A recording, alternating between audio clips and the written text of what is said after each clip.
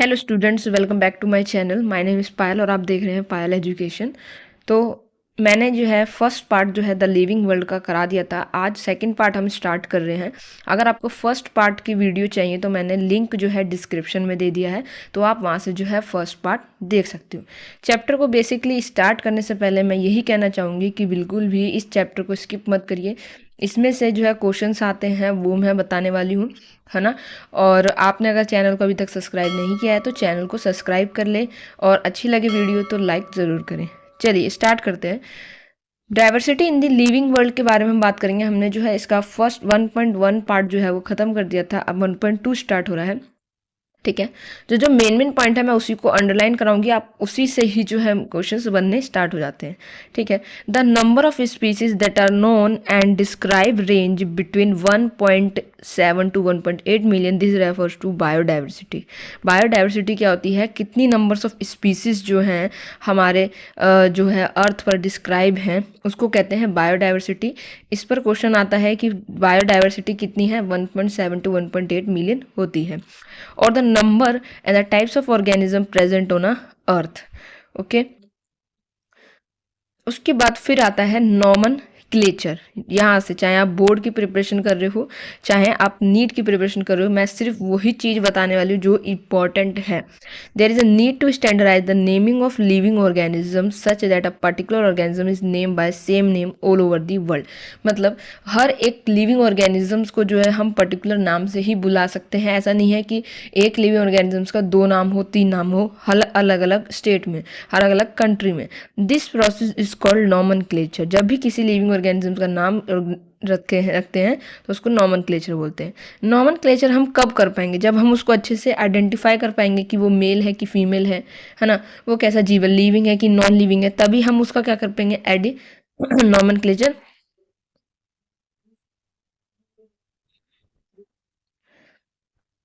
ठीक है, नॉमनक्लेचर से पहले हम क्या करेंगे? आइडेंटिफिकेशन करेंगे। In order to facilitate the study, number of scientist have established procedure to assign a scientific name to each organism. ठीक है, जो आईसीबीएन कौन होते हैं? जो कि प्लांट्स का नेम रखते हैं उसको हम बोलते हैं ICBN, international code for botanical nomenclature. ये बहुत ही ज़्यादा इंपॉर्टेंट है। और आईसीजेडएन जो होता है वो है international code of zoological nomenclature, जो कि एनिमल्स के नाम रखते हैं। ठीक है, उसके बाद यहाँ पर आता है biologist follow universal accepted principle to provide scientific names to known organisms. अब देखिए, एक साइंटिस्ट थे जिन्होंने जो है साइंटिफिक नेम दिया था ऑर्गेनिजम्स को। ठीक है, ईच नेम हैज़ 2 कंपोनेंट्स। जो एक नाम होता है उसका 2 कंपोनेंट्स होते हैं। जैसे हमारा सबसे पहला हमारा नाम होता है, उसके बाद फिर हमारा सरनेम होता है, तो इसी तरीके की जो है साइंटिफिक नेम दिया गया था। The generic name and the specific epithet. जो फर्स्ट नेम होता है वो जेनरिक नेम होता है। जैसे मान लो किसी का नाम है विजय, ठीक है, तो जो विजय होगा वो उसका जो है, जो विजय होगा वो जेनरिक नेम होगा। ठीक है, और विजय कुमार है तो वो उसका स्पीसीज होगा। ठीक, तो ऐसे नाम होता था। This system of providing a name with 2 component is called binomial nomenclature. जब हम इस नॉमेनक्लेचर को अगर बोलेंगे तो बायोनॉमियल नॉमेनक्लेचर बोलते हैं। और ये किसने दिया था? हमारे जो साइंटिस्ट थे कारोलस लीनियस, उन्होंने जो है इस नाम को दिया था। और सबसे पहले इन्होंने जो नाम रखा था वो रखा था मैंगो का। ठीक है, सबसे पहले इन्होंने जो है नाम जो रखा था साइंटिफिक, वो मैंगो का रखा था। Providing scientific names better, the scientific name of mango is Mangifera indica. इस नाम को आप अच्छे से देख लीजिए, क्योंकि जो एमसीक्यू टाइप क्वेश्चन होता है उसमें आपको 4 ऑप्शन देंगे जो कि सेम होंगे। आपका नाम तो सेम होगा बट उसको लिखा अलग अलग तरीके से होगा। रूल के हिसाब से आपको देखना है कि कौन सा जो है सही है। ठीक है, अब कुछ यूनिवर्सल रूल्स होते हैं नॉमेनक्लेचर को लिखने के लिए, वो आपको ध्यान रखने हैं। पहला, biological names are generally in Latins and written in italics. ठीक है, दे आर लैटिनाइज और drive from Latins of their origin. Latin word से जो है इसको ओरिजिनाइज किया है। The first word in a biological name represent the genus. जो फर्स्ट वर्ड होता है वो क्या होता है? जीनस। विद द सेकेंड जो होता है वो स्पीसीज होता है। Both the words in a biological name when handwritten are separately underlined। अगर हम उसको हाथ से लिखते हैं तो उसको हम सेपरेटली अंडरलाइन करते हैं। मतलब जैसे मान लो इसको हमने अगर किसी कॉपी पे लिख दिया है तो उसको मुझे अंडरलाइन करना पड़ेगा नीचे।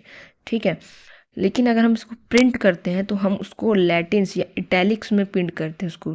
ठीक है, प्रिंट हो रखा है ये, इसीलिए ये अंडरलाइन नहीं है ना। The first word denoting the genus start with capital letter will the specific start with a small letter. जो फर्स्ट वर्ड होता है जीनस का वो कैपिटल लेटर से स्टार्ट होता है, और जो स्पीसीज होता है उसका फर्स्ट लेटर स्मॉल से स्टार्ट होता है, ये ध्यान रखना है। इस रूल्स को फॉलो करके ही आपको पता करना होता है एमसीक्यू टाइप क्वेश्चंस में, तो यहाँ से क्वेश्चंस तो पक्के होते हैं, ठीक है। उसके बाद क्लासिफिकेशन की बात करते हैं। देखिए, हर ऑर्गेनिजम्स को हम एक ही उसमें नहीं रख सकते ग्रुप में, अलग अलग ऑर्गेनिजम्स को अलग अलग उसके फीचर्स देखकर ही हम क्लासीफाई करते हैं, है ना। तो it is necessary to devise some means to this possible, this process is classification. Classification क्या होता है? Classification is the process by which anything is grouped into convention categories based on their easily observable characters. Classification क्या होता है? किसी भी organisms को उसको कन्वेंशन कैटेगरीज में डालना उसके करेक्टर्स को देखकर, है ना। फॉर एग्जाम्पल अगर हम देखें, we easily recognise group such as plants और एनिमल्स, डॉग, कैट्स, तो हमें बहुत अंतर होता है, देख के है वो इंसान बता सकता है, तो हम उसको अलग अलग ग्रुप में क्लासीफाई करते हैं, ठीक है। उसके बाद डॉग्स, यहाँ से देखिए, hence all these dogs, cat, mammals, wheat, rice plant, animals extra are convention categories. ये सारे ही अलग अलग कैटेगरीज हैं we use to study organism. The scientific term for these categories is taxa. देखिए, हर एक कैटेगरी जो होती है अलग अलग, उसका एक टर्म दिया गया है, वो है टैक्सा, ठीक है। टैक्सा क्या होता है? टैक्सा के लिए एक बहुत इंपॉर्टेंट लाइन है जो मैं बताने वाली हूँ। टैक्सा होता क्या है? The scientific term for this categories taxa, taxa can indicate categories at very different levels. ये लाइन बहुत इंपॉर्टेंट है, आपको मैं बता दूँ, आप अपने एनसीईआरटी में भी देख सकते हो, जो टैक्सा है ये वाली लाइन इंपॉर्टेंट होती है, ठीक है। उसके बाद hence based on characteristics all living organisms can be classified into different taxa। Her organisms को अलग अलग टैक्सा में फिल किया गया है। टैक्सा मतलब कि कैटेगरीज, उसको बस कैटेगरीज को ही जो है टैक्सा नाम दे दिया गया है इनके लैंग्वेज में, ठीक है।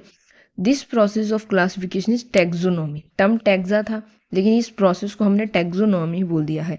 अब ये किस बेसिस पर जो है क्लासीफाई करता था? एक्सटर्नल एंड इंटरनल स्ट्रक्चर, है ना, ऑर्गेनिजम्स का एक्सटर्नल इंटरनल स्ट्रक्चर देख के, और स्ट्रक्चर ऑफ सेल देखकर, डेवलपमेंटल प्रोसेस देखकर, इकोलॉजिकल इंफॉर्मेशन देखकर, ये सारी चीज़ें देखकर जो उसको क्लासीफाई करती थी। अब हैंस कैरेक्टराइजेशन, ये लाइन बहुत इंपॉर्टेंट है। चार चीज़ें बहुत इंपॉर्टेंट होती है टैक्सोनॉमी के लिए: characterisation, identification, classification and nomenclature, ठीक है। Taxonomy is not something new, human beings have always been interested in their more about the taxonomy. कोई न्यू नहीं है, सबसे स्टार्टिंग से ही चलता आ रहा है ये क्लासिफिकेशन, ठीक है। अब आपका आता है, human beings were since long not only interested in knowing more about different kinds of organism and their diversities. तो ह्यूमन बींग्स जो होती है इतना ज़्यादा इंटरेस्ट नहीं होती कि कितने हमारी डाइवर्सिटीज इन सब को पहचानने में, but also the relationship among them. This branch of study was refers to as systematics. The word systematic is derived from Latin words, this is most important line, ठीक है। मैं फिर से बता दूं कि यह वाली लाइन जो है बहुत इंपॉर्टेंट है। The word systematic is derived from Latin word Systema. Latin words क्या है? Systema, which mean systematic arrangement of organism. Organism को एक सिस्टमैटिक वे से अरेंज करके रखना। और ये किसने दिया था? ये लीनियस ने, जो कार्लोस लीनियस थे, जिन्होंने साइंटिफिक बायोनोमेनक्लेचर दिया था, वही थे यूज सिस्टमा नेचुराई, ठीक है। उनकी एक बुक पब्लिश हुई थी ये, है ना। और ये फिर उसके बाद टैक्सोनॉमिक कैटेगरीज स्टार्ट होती है आपके यहाँ से, उसको हम नेक्स्ट पार्ट में स्टार्ट करेंगे। तो आई होप आपको जो है सेकंड पार्ट अच्छा लगा होगा। वीडियो को लाइक सब्सक्राइब कर दीजिए, और फर्स्ट पार्ट अगर आपको देखना है तो लिंक है मैंने डिस्क्रिप्शन में दे रखी है, वहाँ से आप देख सकते हैं।